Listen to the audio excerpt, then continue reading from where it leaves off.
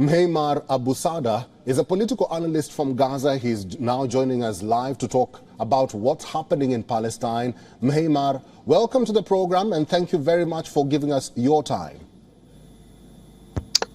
It's my pleasure to be with you, and thanks very much for having me in your news program. Mkhaimar, let me just start by asking you this. There is so much tension both in Tel Aviv and Jenin as we speak. There are reports that people are fleeing Jenin over fear of more raids. Mkhaimar, Israel says the raids in the West Bank is an operation to root out militants in that region.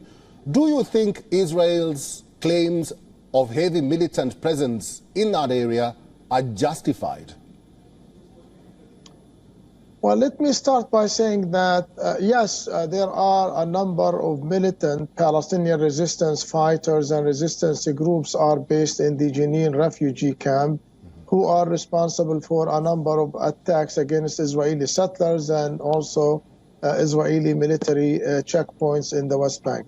And Israel believes that Jenin and the Jenin refugee camp has become a headquarter for Palestinian resistance, especially in the north of the West Bank, where the Palestinian Authority has no control in that area.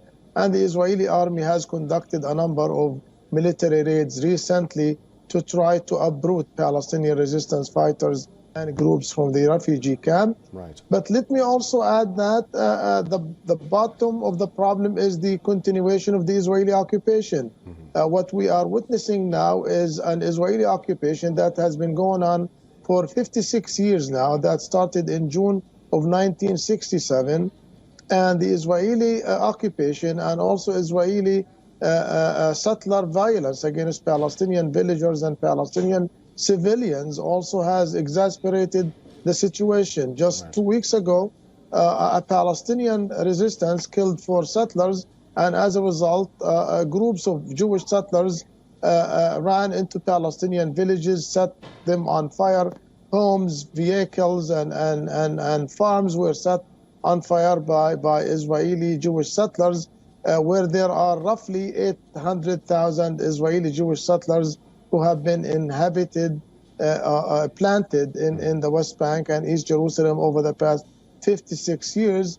So what we have is an Israeli occupation, an Israeli settlement expansion, which is in violation of international law, right, and also in violation of many UN Security Council resolutions. So yes, there are Palestinian fighters, there are Palestinian resistance coming out from the Jenin area, but those fighters and those armed resistance groups are dedicated to fight back against the Israeli occupation, to fight back against Jewish settler violence against the Palestinians in the West Bank.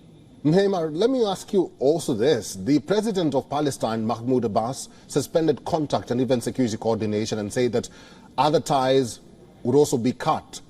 What does this action by the Palestinian president do to the dialogue efforts that were initiated some time back?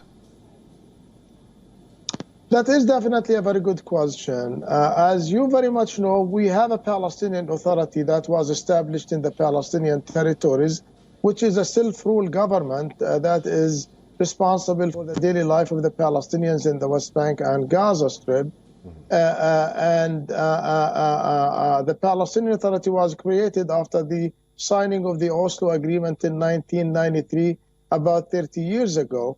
Now, as a result of the deadlock in the peace negotiations between the Palestinian Authority and the State of Israel, the Palestinian Authority took a decision a few months ago to suspend security coordination with Israel and with the security services in Israel, to put pressure on Israel to put an end to its occupation, to put an end to its settlement expansion, and also to put an end to its military attacks against the Palestinians in the West Bank.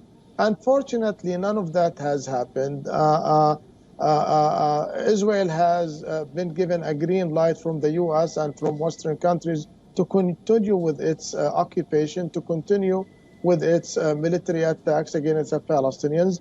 Roughly since the beginning of this year, more than 180 Palestinians have been killed by the Israeli military troops in the West Bank and Gaza. Most of them were killed in the West Bank as a result of the continuation of the Israeli military attacks against the Palestinians. So the Palestinian Authority decided to take this step to try to put pressure on Israel to put an end to its military attack. But I don't think that's gonna work, or that's gonna put an end to this current military operation against Jenin. Mkhaimar, we are out of time, but I have to ask you this question, and I want your brief response to it. Why Jenin? Jenin is a refugee camp, like many refugee camps which are scattered in West Bank, Gaza, and East Jerusalem, and there are also Palestinian refugees in Jordan, Lebanon, and Syria. Now, this is the second largest refugee camp in the West Bank. And why Jenin? Let me say that most of the military attacks that came out against Israeli military posts and Israeli settlers in the West Bank came from the Jenin area, or the Jenin refugee camp. And we also have a Jenin battalion that is very much connected to the Palestinian Islamic Jihad group, which is classified, as you mentioned earlier, as a terrorist group by the US and many Western countries. So Israel basically is using that as a cover to target Jenin and to target the refugee camp. But let me say that many of those who are being targeted by the Israeli military operation are Palestinian civilians, in which children have been killed, and hundreds of Palestinian families have unfortunately fled the current Israeli bombardment of the refugee camp. Okay, I've been talking to a political analyst from Gaza, Mkhaimar Abusada. Thank you very much for giving us your time and for talking to WION World is One today. It's my pleasure. Thank you.